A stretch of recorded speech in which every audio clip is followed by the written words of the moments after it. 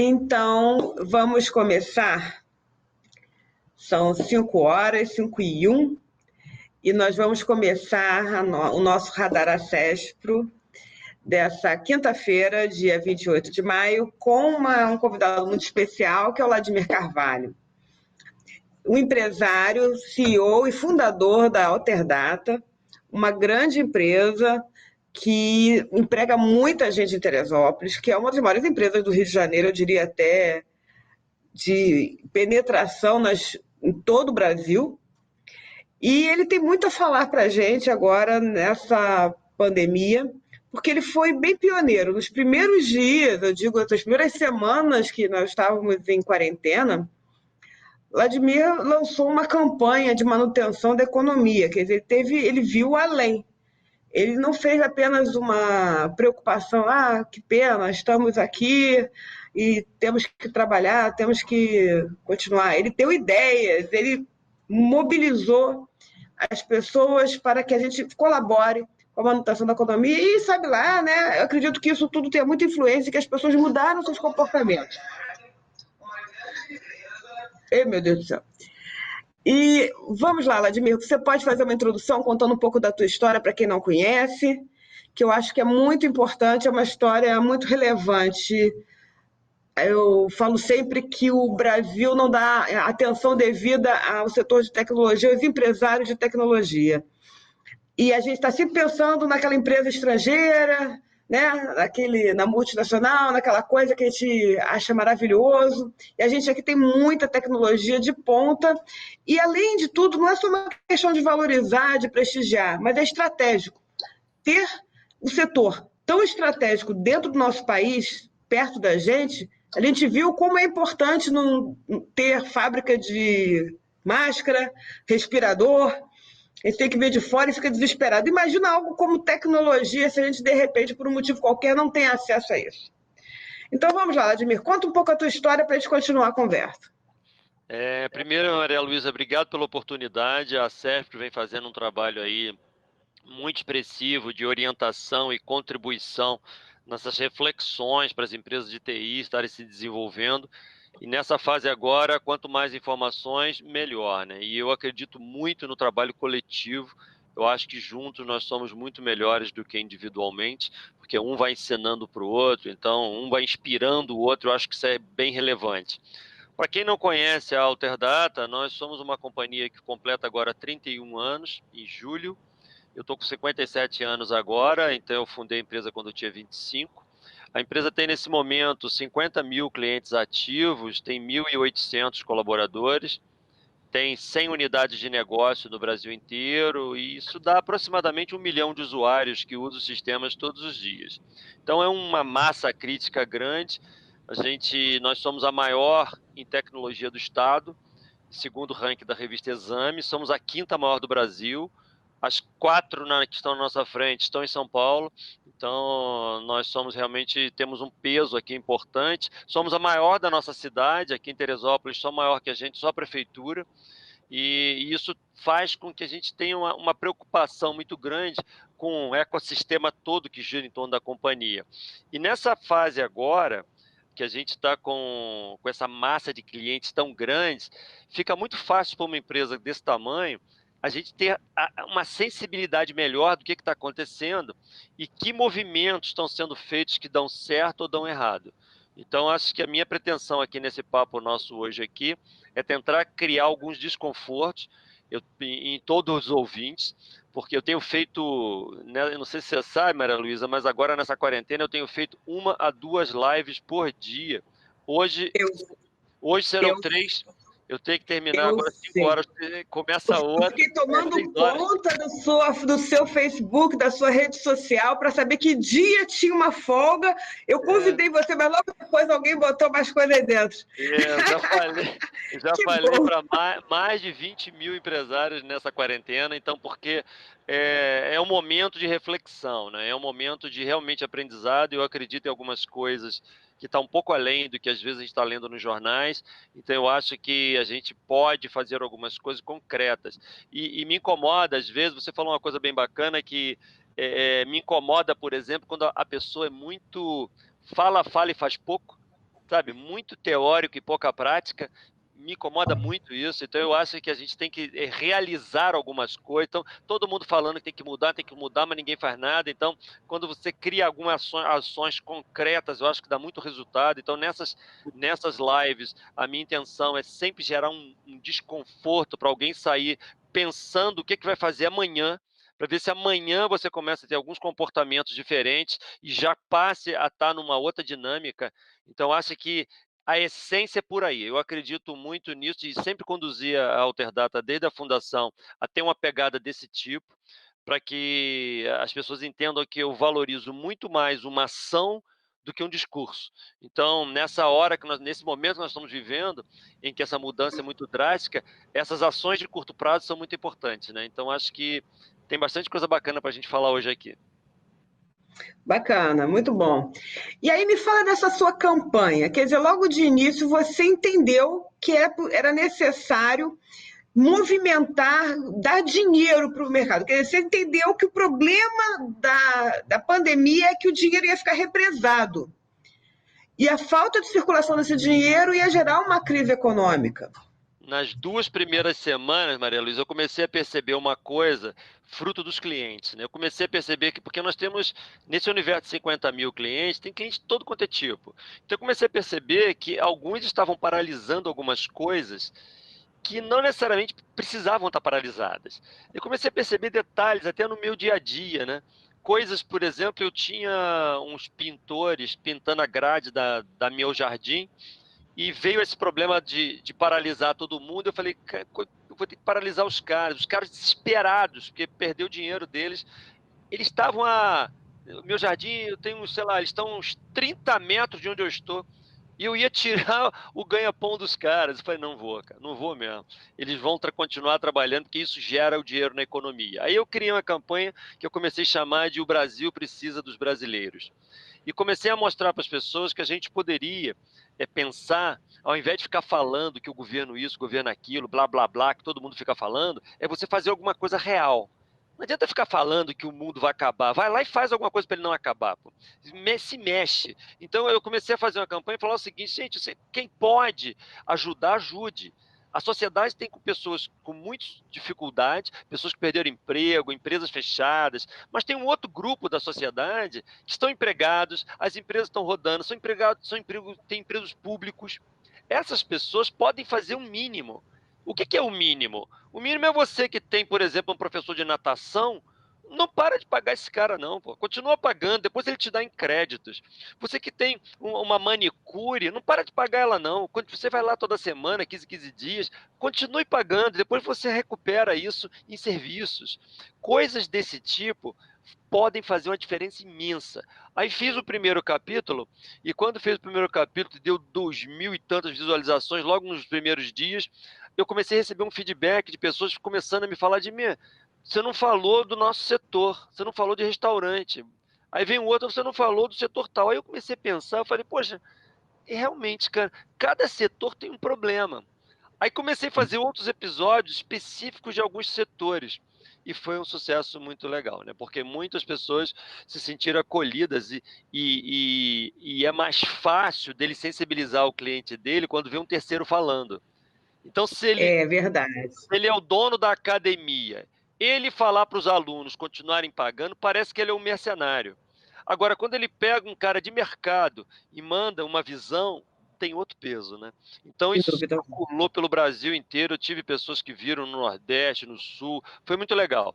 Eu acho que isso tudo tem a ver com essa iniciativa de botar a mão na massa e mergulhar no problema, ao invés de só ficar fazendo discurso, né? É. Mas e aí, bem, a Alterdata está trabalhando muito? Muita coisa, muito. A gente conseguiu botar, Maria Luísa, 1.800 pessoas em home office em 4 dias. Foi um plano de guerra. Um plano de guerra muito complexo, foi muito difícil. E o que as pessoas pensam que é só tecnologia, internet, cabo, não. Na verdade, nós tivemos que mudar os processos da empresa, Sim. mudamos a forma dos gerentes trabalharem, os KPIs de indicadores de performance, os gerentes, reuniões, tudo foi modificado, autorizações, distribuição de poder, foi uma série de coisas foram feitas para a empresa estar operando. E ela está totalmente operacional. Eu diria que hoje a gente está rodando melhor do que nós estávamos antes. A gente tem uma pegada hoje mais veloz, mais intensa, o volume de reuniões está mais alto, a gente consegue descobrir coisas mais emergencialmente, nós estamos detectando coisas que eram obsoletas, que não precisavam estar sendo feitas. Então, eu tenho certeza absoluta que a Alterdata vai sair dessa crise com muito mais performance, com muito mais poder e entendendo mais o que está acontecendo com seus clientes, né? O único problema que a gente está tendo hoje é o nosso cliente. Esses são Sim. aspectos financeiros.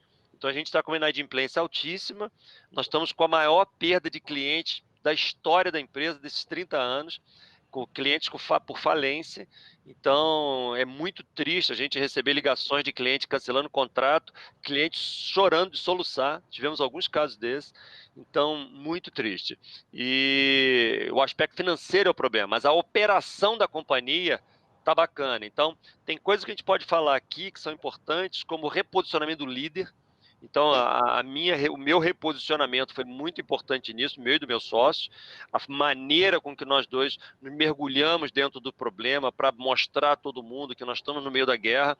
Eu tenho usado uma expressão aqui dentro da Alterdata que nós estamos numa guerra, isso aqui não é uma crise de saúde, é uma guerra e nós estamos na trincheira junto com o nosso time, os tiros estão voando, nós vamos sair dessa guerra machucados, arranhados, vai um tiro, vai pegar em alguém, vai pegar em mim, vai pegar na minha equipe, mas nós vamos sair em pé desse negócio e nós estamos juntos. Então, a posição do líder numa hora dessa é muito importante. Para você ter uma ideia, a Alterdata do tamanho que ela está hoje, eu estou em home office agora, estou trabalhando em casa, mas eu estou trabalhando 13 horas por dia. 13 Eu horas também. É por uma dia, loucura. o tempo inteiro, então a gente está trabalhando muito. E eu estou feliz porque os resultados estão bem, e eu estou vendo que a empresa está ficando mais redonda, está ficando mais bacana, mais gostoso. Eu concordo com você. Eu até posso dizer que eu também estou numa situação dessa e eu sinto às vezes um pouco de crise aqui na minha experiência, porque eu acho que as pessoas não estão vendo o que eu estou fazendo, né? E às vezes a gente faz um grande esforço da comunicação. Eu acho que o esforço da comunicação aumentou. Ainda que a gente tenha meios, você faz mais esforço, porque a comunicação não é apenas a fala ou o escrito, você tem um olhar, aquela coisa que passa, é muito perceptivo. E quando você canaliza a comunicação para aquele quadrado que está à frente da gente, reduz muito as possibilidades. Mas, por outro lado, o esforço em se comunicar talvez faça o que você falou. As pessoas se aprimorem e aí elas descobrem coisas mais interessantes e resolvem problemas que não tinham resolvido de outra forma, não é Para isso? você ter uma ideia como é que funciona, pelo menos na minha cabeça funciona assim, a gente não tem a fórmula do sucesso, pelo menos a gente tem a fórmula do que a gente faz e com a gente dá certo. Pode ser com outras pessoas são diferentes, mas quando jogamos todo mundo para home office, me deu uma sensação de descontrole. Me deu uma sensação de que eu falei, pô, esse pessoal está longe. Será que o nosso time está feliz? Será que o nosso time está se sentindo isolado? Será que eles estão conseguindo trabalhar? E eu comecei a me incomodar que eu não tinha essas informações. O que eu fiz? Nas 2 primeiras semanas, eu peguei meu celular pessoal, fui na intranet da Alterdata, peguei os telefones do suporte, comecei a ligar para a casa das pessoas, para o celular pessoal deles, eu perguntando como é que estavam as coisas, como é que estava indo, se ele estava conseguindo trabalhar. Numa empresa do tamanho da nossa, numa empresa de software pequena, quando o dono faz isso, não tem muito peso, porque você já fala com aquela pessoa todo dia. No caso nosso, eu não sei o nome dos funcionários. Sim, A maioria deles não conversa comigo, né? Porque a estrutura está muito grande. sim. Então, quando eu ligo, teve meninas que eu liguei e falei, olha, é o Vladimir que está falando. Teve uma que chorou. Teve uma que disse, eu não Que acredito que você delícia. está ligando para minha casa. Outra, meu Deus, mãe, é meu chefe. Assim, essa sensação de aproximação, isso gera uma coisa muito bacana. Para você ter uma ideia, eu liguei para 300 e poucos funcionários, perguntando como é que estavam, anotando com quem eu estava falando, percebi um monte de coisa que podia ser melhorada nessa hora, e eles gravaram um vídeo para mim depois, agradecendo, cada um falando um pouquinho, Que agradecendo bonito, a bacana. preocupação com as pessoas. Então, eu acho que num momento desse, todos nós estamos num mundo de incertezas. A gente está em dúvida como empresário, mas eles também estão em dúvidas. Se eles estão fazendo o dever de casa certo, se eles estão entregando o que é para entregar. Então, feedback nessa hora é muito importante, a posição do líder próximo é importante, a gente permitir erros em pró de aceleração é importante. Então, se você é um líder muito autoritário, que você não deixa ninguém errar, você está com problemas hoje, porque a sociedade que a gente está vivendo, o erro é relevante, desde que seja corrigido rapidamente, porque é parte do aprendizado. Então, tem um monte de coisas novas, conceitos novos que a gente tem que impor nesse ritmo, que é muito forte nesse momento, que pode fazer toda a diferença aí no tema que a gente tem principal desse debate nosso aqui, desse processo de melhoria que nós temos que ter, né? E aí passou um tempo dessa primeira iniciativa sua, você falou de vários setores, a gente publicou, porque uma associada com esse porte, a gente tem que prestigiar, e uma campanha que tem tudo a ver com o que a gente pensa, a gente tinha que colaborar. Então, a sua campanha também está no canal da Cestro. Foi, é. Mas aí veio um tempo, passou, e a gente não tinha certeza se ia durar tanto. Quer dizer, a gente não tem certeza nem do que vai acontecer ainda. Mas agora as pessoas falam da pandemia, e eu acho interessante isso, porque elas falam como se fosse uma coisa assim infinita, uma coisa que está há muito tempo. As pessoas falam no novo normal, que eu acredito que muita coisa vai mudar, mas eu entendo que 2 meses na cabeça de uma pessoa é pouca coisa, né? 3 meses é mais fácil, não necessariamente vai mudar por causa desses 2 meses. Mas algumas coisas mudaram, a gente perdeu o hábito do supérfluo, né? Como você falou, a gente tinha um gasto que a gente parou de gastar, e muita gente recebe regularmente, muita gente não teve tanto impacto assim. Então, a gente mudou o nosso comportamento, mas agora é necessário ter uma outra postura para continuar essa guerra, com um tiro para todos os lados, como você disse. E aí, como é que é esse antifrágil que você sugeriu? Na verdade, esse conceito de antifrágil que eu tenho falado em algumas lives vem de um livro que o nome do livro é Antifrágil, Você Crescendo no Caos, de Salim Caleb. Esse cara, ele lançou esse livro em 2012, fazendo uma analogia muito interessante, a gente pode trazer isso para o mundo que nós estamos vivendo agora, que na tese dele existem alguns extremos no mundo, na sociedade e no indivíduo. Ele chama de um lado desse extremo um conceito de frágil. Frágil para ele, de um objeto, é como se fosse uma xícara que cai no chão e quebra. Um objeto que você tem que tomar cuidado. Levando isso para o lado do ser humano, é aquela pessoa que quando ela é atacada, há uma crise, há um problema que afeta aquela pessoa, ela deprime, ela encolhe, ela não consegue se recuperar, entra em depressão, ela cria alguns problemas emocionais que ela tem mais dificuldade de sair dessa situação. O outro extremo dessa teoria é o que ele chama de robusto. Robusto é como se fosse na sociedade, no meio ambiente, uma madeira rígida, ipê, maçaranduba, madeira dura, que ela cai no chão e não quebra. Porém, ela não é flexível. Ela é dura, ela não é flexível. No que nós estamos vivendo hoje, nem o frágil é interessante, nem o robusto é interessante. No meio do caminho, existe uma coisa que há muitos anos virou já até clichê no mercado, falando sobre resiliência. A resiliência é o que sempre foi dito como um interessante para um profissional, para uma empresa, que é aquela coisa que é achatada, pressionada, empurrada no momento de pressão, e ela volta ao estado natural logo depois, sem grandes dificuldades. O exemplo maior no meio ambiente, nas coisas que a gente está acostumado, é a mola. A mola, a gente pressiona a mola, faz pressão. Quando você tira a pressão, ela retorna para o estado que estava. O outro exemplo é o bambu. O bambu que está oscilando, o vento, é uma pressão, empurra, ele volta para o estado dele natural.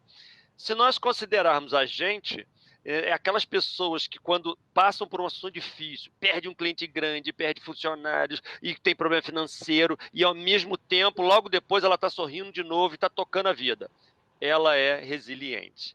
O que, na verdade, que nós estamos vivendo agora é uma transformação da sociedade, que nenhum dos 3 estágios são interessantes mais. Nós não podemos ser mais frágeis, nós não podemos ser robustos e nem muito menos resilientes. O que nós temos que ser agora é uma coisa parecida com o que é o corpo humano. Na literatura, ele está dando exemplo do corpo humano, como é que o nosso corpo funciona. Nós somos atacados por um vírus, por exemplo. Esse vírus afeta a gente fica doente, com febre, cai na cama, ou seja, a gente é pressionado. E o que o nosso corpo faz? Cria anticorpos, procedimentos, combate aquele ataque, ao ponto de daqui a pouco você passou a doença, você está bem de novo, porém agora você está melhor. Você não pega mais aquela gripe, você não pega mais aquela doença, você já se protegeu. Você foi uma coisa, você tirou do caos para evoluir. Você se tornou o que ele chama de antifrágil.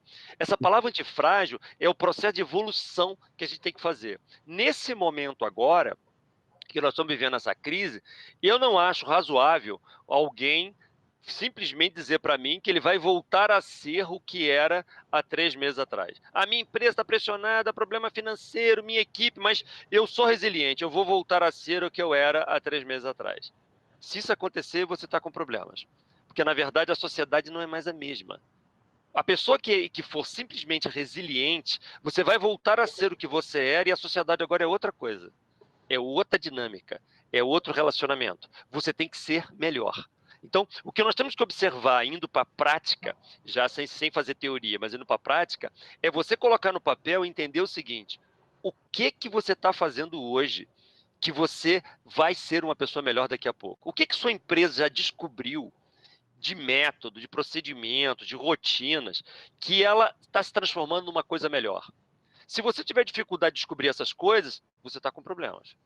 Agora, se você já começa a ver, peraí, eu estou fazendo um tipo de reunião que está mais bacana, eu estou fazendo um tipo de contato com o meu cliente que está dando mais resultado, eu estou conseguindo administrar o meu time de uma outra dinâmica, de um outro jeito, e eu estou conseguindo ser mais efetivo, eu estou vendo que a performance do pessoal, eles estão mais engajados. Tudo isso são sinais de que você está indo numa direção de se tornar uma empresa mais veloz, mais ágil, com mais performance, com mais assertividade, né? E quando você reflete sobre isso, é que você entende o que significa, de fato, melhoria contínua. Que a ISO 9000 tanto fala, e outras metodologias falam também, que é aquela evolução incremental que o tempo inteiro você está melhorando, o tempo inteiro melhorando alguma coisa. O conceito do PDCA tem a ver com isso, que você está o tempo inteiro checando, melhorando, melhorando, melhorando e subindo numa espiral. O que aconteceu agora com essa pandemia, que nós fomos pressionados e acelerados. O processo de transformação acelerou de tal forma que não é mais possível as empresas voltarem a ser o que eram. Temos que ser uma coisa diferente. E isso tem uma série de vertentes, né? Uma delas importante diz respeito a, para você ter uma ideia, dou como exemplo um caso, para nós entendermos o que eu estou querendo dizer, é os valores e as coisas que a gente entendia como certo e errado tão diferentes. Como é que era o modelo, Maria Luísa, há 3 meses atrás, por exemplo, da minha empresa, da sua e de todos que estão nos ouvindo aqui? Nós tínhamos como normal você ter entre o teu time, uma parte do time entregava o que era para entregar, eles cumpriam os objetivos, a outra parte do time, ela entregava as coisas sob pressão. Você tinha que ter um gerente, um supervisor. Gente, e aí? Entregou o projeto? Terminou? Cadê? Vai acabar o dia. Fecha aquele negócio. Você tinha que empurrar o pessoal. E uma parte do time estavam empregados, tinham suas funções, entregavam as coisas, mas tinha que ter alguém empurrando. Essas pessoas que a gente tinha que empurrar, elas são pessoas normalmente desfocadas, não têm concentração. Elas são dispersas. Toca o telefone do colega do lado, ela escuta. Passa um passarinho na janela, desfoca. Ela tira a atenção naturalmente. Essa pessoa agora está em casa. Não tem chefe do lado dela, não tem gerente, não tem supervisor, não tem ninguém. Ela já era dispersa na empresa. Agora em casa é pior, porque ela tem o cachorro que vem falar com ela, tem o filho que chama, o cheirinho da comida na cozinha. Tem uma série de distrações. Significa o seguinte: o que o líder entendia como normal, agora é insustentável. Não tem condições mais de você ter uma pessoa trabalhando em home office e você ter que ter um gerente para ligar de 5 minutos, saber se ela está entregando as tarefas, ligando a meia hora, sabendo se ela vai cumprir o dia com os objetivos. As pessoas que não entregam por si só não servem mais. E as pessoas hoje que entregam as obrigações vão ser disputadas pelas empresas. Eu tenho falado nessas palestras que essas pessoas agora, elas têm que ser mais alto. auto com U. Elas têm que ser automotivadas, autogerenciáveis, elas têm que ter autoaprendizado. Ela tem que ter uma coisa dentro dela de poder realizar sozinha sem ninguém mandar. Isso muda completamente os valores, a forma de liderança, a forma de valorização do time, premiações, muda tudo.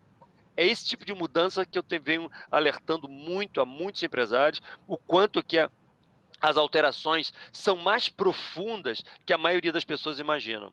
E aí entra o que a gente tem que pensar muito. O que nós estamos fazendo nas nossas empresas?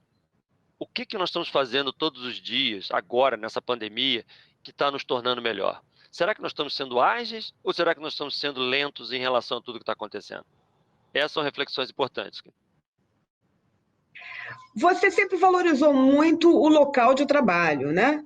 A Alterdata é um orgulho. Até quem não conhece chega lá e fica orgulhoso de tão bonito que é o prédio. O outro também já era bonito, o novo mais ainda. E aí, de repente, todo mundo em home office, e aí vem a Google, vem a Facebook dizendo agora todo mundo vai ficar em home office forever. E aí, você pensa dessa forma? O que passa pela sua cabeça? A gente acha que, já conversamos várias vezes em reuniões de diretoria sobre isso, a gente não acha que a empresa vai ficar 100% em home office, porque a gente acha que isso não é saudável. A gente não acha que mentalmente não é saudável para as pessoas ficarem o tempo inteiro isoladas dentro de um quarto, como eu estou aqui. Sentei nessa cadeira aqui hoje, 7h30 da manhã, levantei para almoçar, e acho que à tarde eu nem fui no banheiro, que eu estou aqui numa reunião atrás da outra. Ou seja, É isso não é verdade. saudável. É Então, sufocante, concordo. pois é. E eu tenho um problema aqui, estou com a minha janela fechada, porque se eu abrir a janela, entra uma luz aqui, aí eu fico escuro, então eu tenho que ficar com. Aí eu fico verdadeiramente trancado aqui dentro de um quadrado, que é horroroso. Ou seja, isso é um negócio que não é saudável. A gente acha que o futuro da Alterdata é um ambiente híbrido. A gente acha que a gente vai ter condições de dobrar, triplicar o tamanho da empresa sem precisar aumentar o espaço físico agora, com esse novo paradigma que foi quebrado, né? A gente acha que, por exemplo, pessoas do suporte vão poder trabalhar 3 dias em casa, 2 na empresa, ou vice-versa. Ou alguém falar, poxa, eu preciso muito que, sei lá, quinta e sexta eu fique em casa, porque meu filho não sei o quê, precisa da minha atenção. Não vai ter problema isso mais, o que era um problema no passado. A gente acredita que ficar 100% do tempo fora, isso não vai acontecer sob a nossa ótica, que a gente é muito calor humano, a gente quer as pessoas por perto, quer conversar, quer olhar, sentir, né? Eu acho que isso é uma coisa que nada substitui. Numa tela que eu estou te vendo aqui, é completamente diferente se você estiver do meu lado e olhando nos seus olhos o que você está sentindo no que eu estou falando, né? Eu acho que tem uma outra pegada. Então, o futuro da Alterdata vai ser um ambiente híbrido, que vai ter os dois mundos, né? E você acha que a tecnologia que você faz na Alterdata, ela está mudando? Quer dizer, agora que as pessoas estão bem conscientes da importância que tem a tecnologia, isso vai impactar, quer dizer, eu senti isso. Eu até escrevi um artigo falando que aquilo que eu fiz há 20 anos atrás e que era comprado, adquirido pelas empresas clientes com interesse, hoje, de um dia para o outro, todo mundo entendeu por que precisava daquilo, com todas as forças. Era uma coisa mais essencial do mundo, porque era a única forma que ela tinha de continuar no trabalho. Né? E antes passava despercebido, porque era mais uma tecnologia. Então, como é que você vê isso? Como é que é essa. Isso acontece muito, e não é de hoje, não. Eu me lembro quando a Alterdata criou um processo de transferência de arquivos para lojas e redes de lojas, há uns 20 anos atrás, foi um fracasso no mercado. Porque o cliente não conseguia entender. Ele não conseguia entender o que era, e por ele não entender, ele não valorizava. Aí, quando a internet começou a ter mais banda, aí que ele foi entender, e o projeto decolou. Então, nós lançamos o produto antes da compreensão de quem era a coisa mais importante, que é o cliente. Num caso como esse, está acontecendo isso com a gente também. Para você ter uma ideia, nós temos, a gente já atua no setor de restaurantes, nós temos um software, um pedaço desse software que é o delivery. Muitos clientes do sistema de restaurante, que a gente queria vender o nosso delivery, o cliente não queria nem escutar a gente. A gente mandava um vendedor, mostrava. Não, tem nada a ver comigo, eu sou um restaurante chique, eu não preciso de delivery, e não precisa de nada. Ele não tinha, não valorizava. Sabe o que aconteceu agora? A gente aumentou nossa venda de delivery 5 vezes. 5 vezes Imagina. maior do que o normal. Porque aquele cara que odiava a ideia, ele agora começou a entender que isso foi a salvação dele nessa fase aí de quarentena, né? Então, eu acho que a sociedade é movida pela dor, né? Pela necessidade. Se você pegar historicamente, eu não sei se todos aqui já leram um livro chamado Sapiens, Uma Breve História do Mundo. Sapiens mostra, desde a pré-história até hoje, uma série de momentos de evolução da sociedade. Na grande maioria das evoluções, foram em momentos de dores, momentos difíceis, de guerras, de pandemias, terremotos, problemas ameaçadores, né? Então, nós estamos vivendo agora um problema ameaçador. Isso faz todo mundo pensar fora da caixa. O nosso cliente pensa fora da caixa, sob a ótica do que nós prestamos de serviço, e a gente pensa também, a gente começa a entender a dor do cliente sobre uma outra ótica. Isso muda completamente a dinâmica. Eu escutei um negócio esses dias agora de um contador, o contador falando assim, um contabilista, falando assim, olha, meus clientes nunca tiveram tão bem servidos, tão bem assessorados como agora. Eu falei, é mesmo? Por quê? Aí ele falou assim, ele é de São Paulo, ele falou assim, não, porque eu não conseguia estar com meus clientes. Para eu ir num cliente e conversar com ele, eu demorava 2, 3 horas para chegar na empresa dele, ele também para chegar na minha, agenda, uma confusão, metrô, era um rolo. Ele falou assim, agora eu estou fazendo 3 reuniões de 20 minutos a meia hora por dia com meus clientes. Eu tenho contato com eles, eu oriento, eu digo o que eles estão precisando, eu escuto as dores dele. Aí ele falou assim, e o pior você não sabe. Eu falei, o que que é? Eu falei, eu estou fazendo isso por vídeo no WhatsApp. Uma tecnologia que eu já usava. Ele falou, eu já usava para falar com a minha filha, que mora no exterior, regularmente. Eu nunca pensei que aquilo pudesse ser usado na minha profissão. É isso que nós estamos vivendo. Então, essa inversão, ela tem a ver com o cliente estar propício à nova tecnologia e ele dominar essa tecnologia.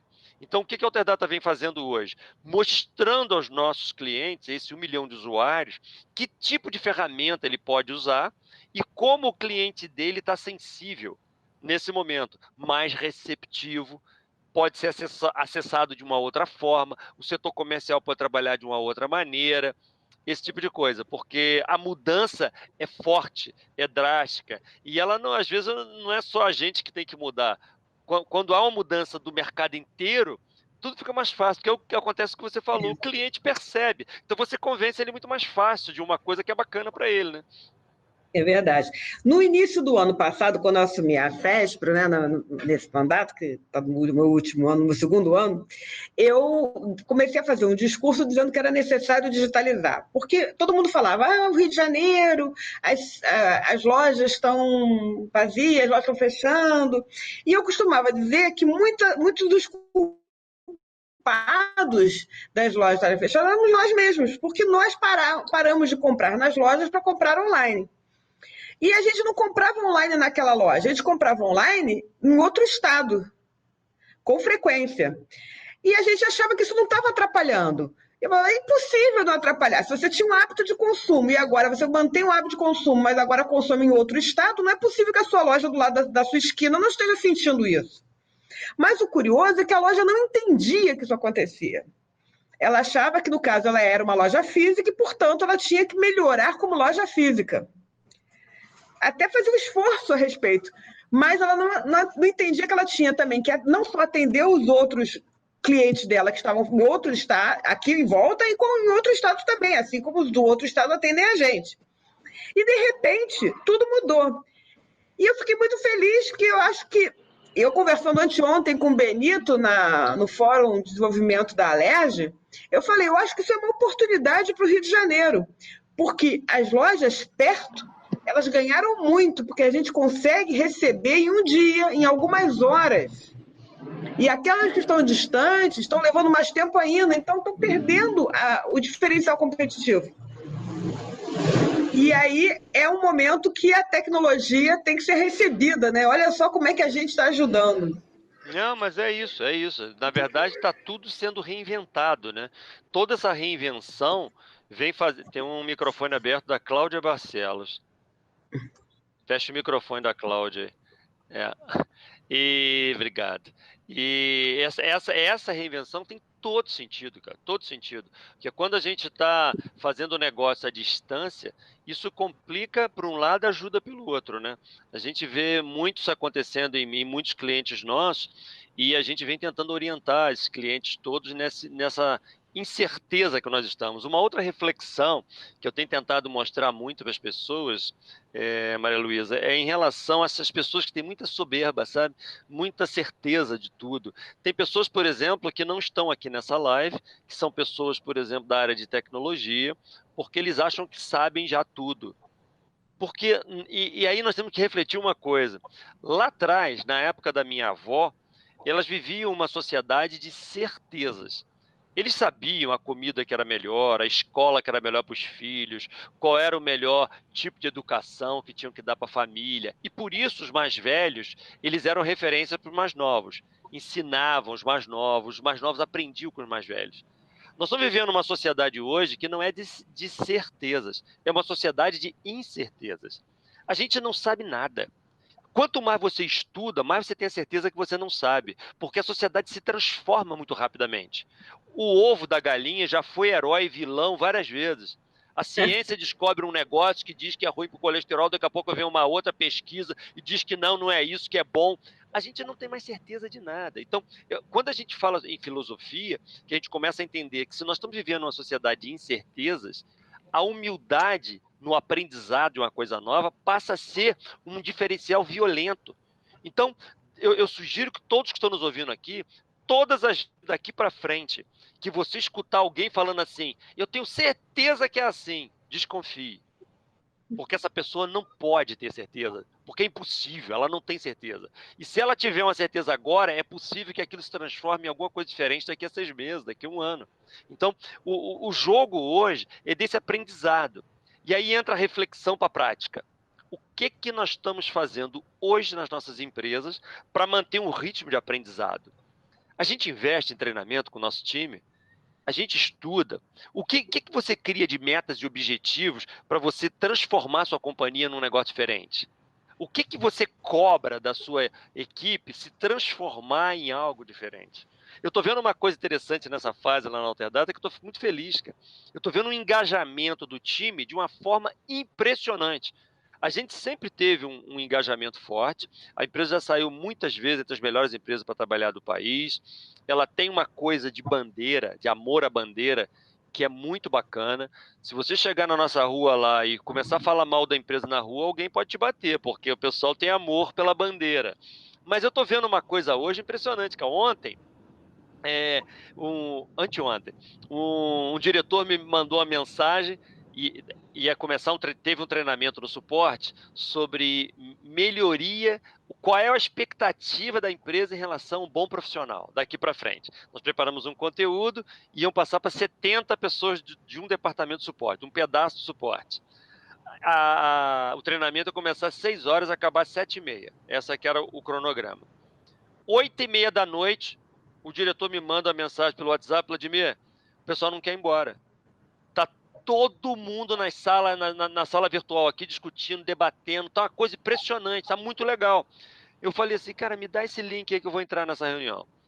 Entrei na reunião, estava lá na casa do meu pai, entrei na reunião pelo celular, aí foi uma farra. Ficamos mais 40 minutos debatendo, discutindo, tudo voluntário. Não era ninguém obrigado, não tinha hora extra, não era ninguém forçado a nada, era tudo voluntário e quem quisesse ir. E está todo mundo lá estudando até tarde. E essa dinâmica que nós temos que colocar nos nossos funcionários, nos nossos colaboradores. Nem todos estão antenados e entendendo direito tudo que a gente está falando aqui. Não adianta, Maria Luísa, você saber isso tudo que a gente está conversando. Quem tem que saber é teu time. Eles ali, do cargo mais alto ao mais baixo, eles têm que estar alinhados nessa forma de pensar. Que aí sim as coisas começam a acontecer. Então, o que nós estamos fazendo? A gente está treinando, está gerando energia, está cobrando, está envolvido. Esses exercícios que são importantes nessa fase, né? Para a gente não ficar só teorizando, né? E aí, o que você acha, então, que as empresas em conjunto podem fazer nesse sentido? Quer dizer, é possível que a gente comece a se mobilizar, porque a gente sabe que tem líderes que estão em diversos momentos, né? Tem uns até que têm essa visão, mas estão passando por uma dificuldade séria. Tem outros que perderam funcionários, alguns até por doença, outros porque não conseguiram reter, porque não conseguia pagar. Então, um monte de coisa está acontecendo. Como é que a gente poderia trabalhar esse coletivo? Maria Luísa, eu acho que as entidades de classe hoje têm um papel muito mais importante que já tiveram. Elas sempre tiveram um peso relevante de levar conhecimento e talvez entre naquela coisa que você falou de muitos não sabiam disso. Da mesma forma que seu cliente não percebia algumas coisas, algumas empresas de software não percebiam o valor lá no TI Rio nem na Sespra. Agora, eu espero que eles estejam entendendo a força do coletivo, a força do grupo. A gente, quando se tiver reuniões, por exemplo, como essa aqui, que a gente coloque aí 30, 40, 50 empresários de software, uma vez por mês, uma vez, dois meses, para a gente debater coisas, com temas estabelecidos. Ó, galera, nós vamos falar no próximo encontro sobre vendas. Como é que a gente cria uma estrutura de vendas? Que KPIs a gente tem que ter? Como é que motiva os times? Como é que treina? Como é que faz ele acontecer de fato? Ah, outra reunião, nós vamos falar de marketing digital. Como é que a gente constrói uma imagem? Como é que a gente fortalece a marca da companhia? Se a gente começa a falar isso em grupo, você vai ver como é rico. Porque às vezes uma empresa menor ensina para uma maior. É muito comum isso, que o poder do grupo é uma coisa impressionante, cara. Porque quando você está sozinho na sua empresa, só com a sua única cabeça, você tem só uma visão, uma única ótica, um único prisma você está vendo. Agora, quando você discute um tema que coloca 20, 30 pessoas sobre a mesma ótica, e cada um faz software para uma coisa diferente, as visões são distintas. E alguém fala uma coisa, quantas vezes aconteceu isso comigo em outros grupos? Eu participo de grupo pra caramba, eu tenho um network algo enorme, você me conhece bem, sabe como é que eu estou enfiado num monte de coisa. Então, às vezes, eu estou num grupo lá em São Paulo de supermercados, os caras falam um negócio, eu paro, penso, falei, rapaz, se eu adaptar esse negócio, serve para software? Aí eu levo isso para dentro da empresa, comento lá em reuniões, o pessoal fala assim, gente, como é que a gente não pensou isso? Eu falei, pois é, veio lá de um maluco de supermercado lá em São Paulo. Ou seja, isso é muito rico. Então eu acho que respondendo diretamente a sua pergunta, a gente tem que sensibilizar as pessoas, os empresários, que estar em grupo é importante. Eu sempre tive um problema em relação, por exemplo, a muito ir para o Rio de Janeiro. Eu falto muitas reuniões, às vezes na CESP, reuniões lá no TI Rio, porque eu demoro 2 horas e tanto para chegar lá, 2 horas e tanto para voltar. Agora, reuniões como essa aqui, eu faço eu estou de chinelo aqui nesse momento. Eu não vou mostrar para vocês que vai ficar feio, mas eu estou de chinelo.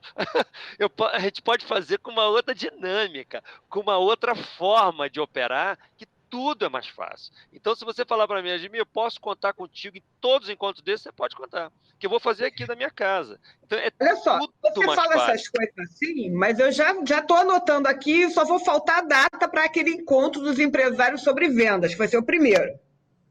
Pode Depois o do contar, marketing pode contar. digital.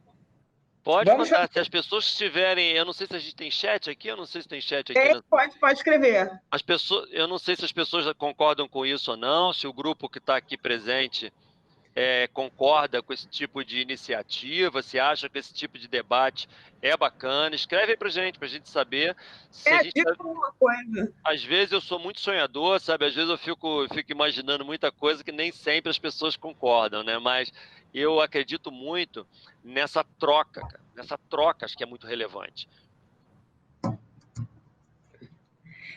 A gente tem feito um debate todas as segundas-feiras, mas eu acho que a gente não chegou ainda no assunto vendas. Eu acho que talvez devesse ser talvez não digo próximo, porque já estamos na quinta aí, vamos ver. Mas numa segunda-feira, talvez sem ser a próxima outra, eu acho que vendas. Porque eu tenho certeza que vendas é o problema, né? Não, todo mundo. O que eu acho das empresas de software, eu acho uma coisa curiosa, não sei se todo mundo concorda comigo, cara, mas se você olhar bem uma estatística das empresas de software do estado do Rio, então deve ter umas 2.000 empresas de software. Mais de 90% delas tem até 15 pessoas só. Aí a gente fala assim, pô, mas por que a maioria tem pouca gente? E por que tem gente que tem mais de 500 pessoas, outros têm cento e pouco? Ah, o cara sabe fazer software, o outro não sabe. Não, não é isso.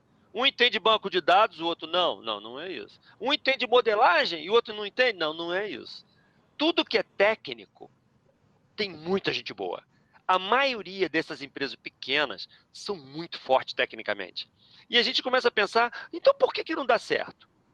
Não dá certo e não ganha escala, não fica rico. Tô falando, né, sobreviver, não. Tô falando ficar rico. É você ter carro importado, é você ter casa na praia. Tô falando o cara que tem um conforto, tem uma coisa bacana.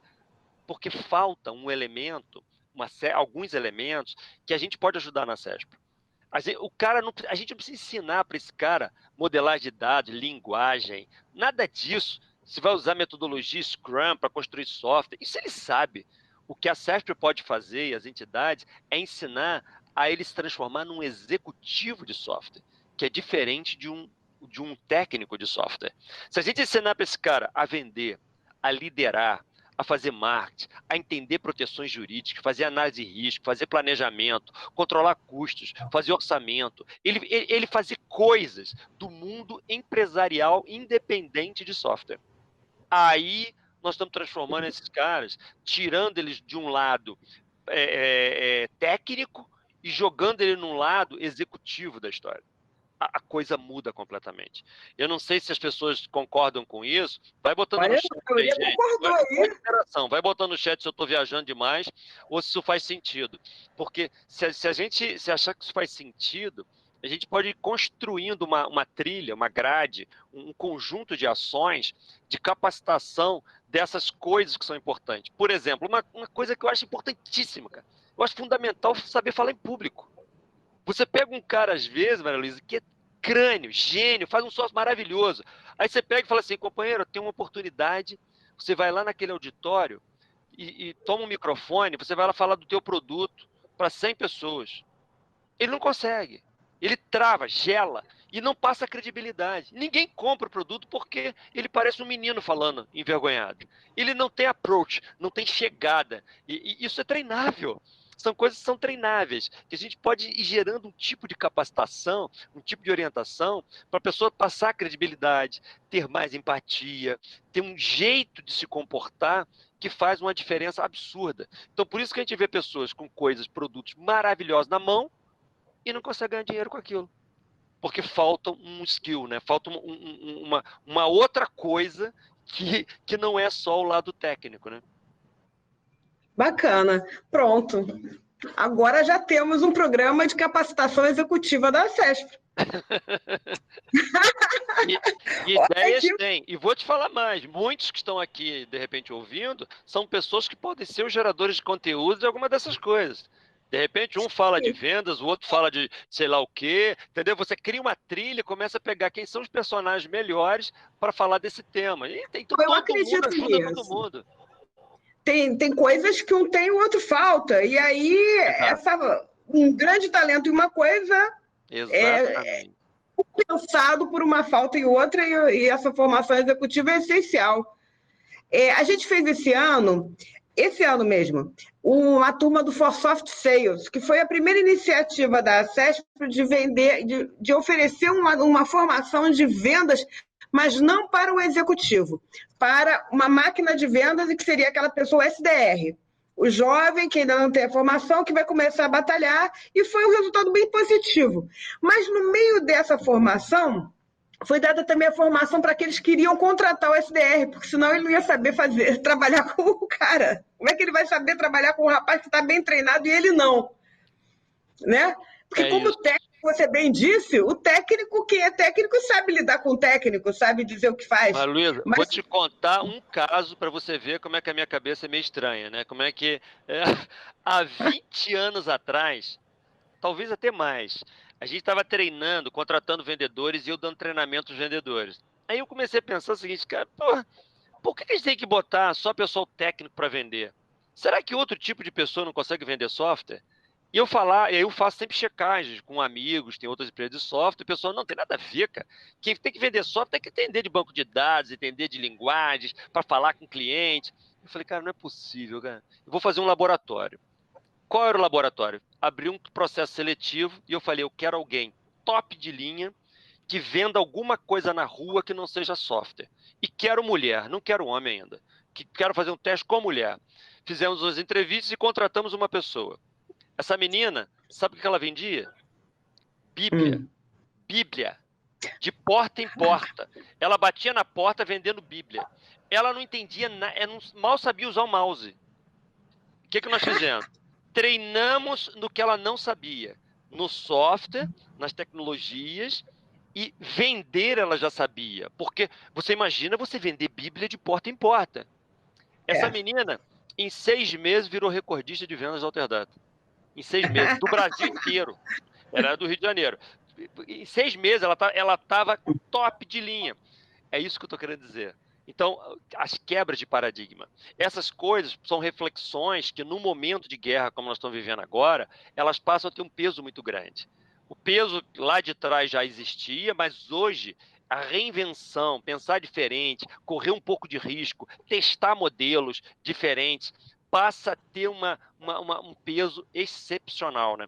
E eu acho que a gente tem que entrar num processo de ser antifrágil, que é a gente poder se reinventar e criar uma estrutura para a gente ser um pouco melhor, né? Eu acho que essa pandemia tende a transformar todos nós em executivos melhores, e profissionais melhores, e, consequentemente, empresas melhores também, né? Gente, estamos nos aproximando do fim. Eu quero saber, vocês não têm perguntas para o Vladimir? Ele participa de muito evento, mas todo mundo tem muita pergunta, não é fácil, não. Aproveitem o momento. Vladimir, antes de você voltar ou se tornar associado da CESPRO, eu falava muito de você sabe disso, porque eu sempre comentava, eu sempre falo de você, porque você era minha referência que prova que tecnologia não é para dar suporte a outra indústria. A tecnologia pode ser a indústria que dá suporte a uma cidade. Pode. Quer dizer, a cidade vive daquela indústria, como vive da indústria automobilística, como vive da indústria siderúrgica e etc. E o teu exemplo é perfeito. Né? E esse exemplo é tão vigoroso, para você ter uma ideia, nesse momento, pegou a gente no meio do caminho essa pandemia, mas nós estamos fazendo agora online, com 30 pessoas de segundo grau, no pessoal que está sendo treinado para ser programadores. A Alterdata está pagando professor, sala, estrutura, para transformar pessoas em profissionais da área de tecnologia, né? Numa cidade como a nossa, esse negócio faz uma diferença absurda, absurda, porque é diferente de um Rio de Janeiro, que é uma metrópole gigantesca. Aqui é uma cidade com 170 mil habitantes. Então, quando você faz algumas ações dessa, você muda socialmente um monte de coisa. Você muda, às vezes, a renda de uma família inteira. Essas pessoas estão sendo treinadas, é possível que daqui a 4 meses ela esteja ganhando mais do que o pai dela. Um garoto de 20 anos, daqui a 4 meses pode estar ganhando mais que o pai. Então, você muda a dinâmica da família inteira. Então, é uma coisa muito bacana, assim, socialmente, né? A CESP até tem uma iniciativa também nesse sentido. A gente fez agora a ForSoft 6 e tinha o ForSoft tradicional, que era o Coding, que dava o curso, que é um curso, até não sei se o Sérgio Pina estava aqui presente até bem pouco tempo, não sei se está ainda ou já caiu, mas a gente fez esse trabalho e eu tenho alguns jovens que vieram do ForSoft, que hoje trabalham, são minhas pessoas de confiança na empresa. E eu já mandei um rapaz que fez o curso do ForSoft, que é semelhante a isso, para os Estados Unidos, participar de um congresso em Las Vegas. Então, são pessoas que mudam mesmo as vidas, é fantástico. É fantástico. Mas eu tenho dificuldade em falar que é um processo social, que é uma iniciativa dessa natureza, porque eu me beneficiei tanto desses jovens que vieram trabalhar comigo, eram tão competentes. Mas a melhor coisa, Maria Luísa, a melhor coisa do mundo é quando você ajuda alguém e esse alguém te ajuda. Porque quando você faz assistencialismo, por exemplo, a Alterdata, eu não gosto de dar coisas. Eu não gosto da esmola. Eu acho que não ajudo nada. Isso é um negócio muito pontual. Eu não acho que eu dar alguma coisa ali. Eu prefiro ensinar a pescar do que dar o peixe. Então, quando você está capacitando, você está ensinando a pescar, você está colocando essa pessoa num mundo de oportunidades que ela vai contribuir com a sua organização, mas ela vai contribuir com ela para a vida inteira. Eu tenho funcionários que a gente investiu desse tipo e o cara está na Europa hoje, trabalhando em empresa lá na Europa. Então, eu super feliz, cara. Tem uma pergunta aqui, ó, o José Ricardo, falando aqui sobre tecnologia, esse aspecto do home office, essa redução de custo é uma coisa legal, sim, José Ricardo, é legal. A gente pensar que nesse modelo que nós estamos, a Alterdata hoje, por exemplo, ela está gastando menos com café, com ar-condicionado, com papel higiênico, limpeza, ela está gastando menos tudo. Então, é um aspecto realmente interessante o home office para você botar os caras treinando. O problema é quando você contrata alguém agora e coloca em home office. Esse cara que não tem sangue da empresa ainda. A gente chama na Alterdata de alterdatano, aquele cara que já está com a nossa pegada. E quando você pega um novato e coloca longe, a empresa vai demorar mais tempo para entrar no sangue dele. A gente não tem certeza disso, porque a gente não tem certeza de nada, mas a gente está suspeitando desse tipo de coisa. Então, é um pouco mais sensível, né? Mas que é uma redução, não tem a menor dúvida. Eu tenho Então, que terminar, Maria Luísa, tenho que terminar. Faltam 4 minutos para entrar na outra live. Todo mundo tem que terminar. Então, eu agradeço muito, Vladimir, pela sua presença. Agradeço a todos que estão aqui presentes também. Na terça-feira que vem, temos mais um Radar Acespro com investidores. É a Cláudio Wilson trazendo um investidor de tecnologia para falar como é que está isso acontecendo agora nesse novo mundo. Um mundo que a renda é baixa e que as startups estão desassistidas, e não é só startup, é para todo mundo, né? Porque investidor quer tecnologia, quer ganhar dinheiro com isso. E a gente tem também um evento agora que vai ser a nossa formação de executivos, começando por vendas, que a gente vai conversar depois. Né, Vladimir? Obrigado pela oportunidade. Todos que estão nos ouvindo aqui, se vocês quiserem mandar depois alguma colocação pelo LinkedIn, eu acesso todos os dias, ele fica aberto diariamente aqui. O LinkedIn é o canal que eu uso para falar mais com amigos, clientes, colegas de trabalho, a gente criar debates lá, trocar ideias. Fique à vontade para me seguir lá, pode fazer a pergunta que quiser, que a gente responde com o maior prazer, fazendo essas reflexões importantes nesse momento. Obrigado pela oportunidade. Okay. Show. Sucesso. Obrigada. Um abraço. Obrigada. Tchau, tchau.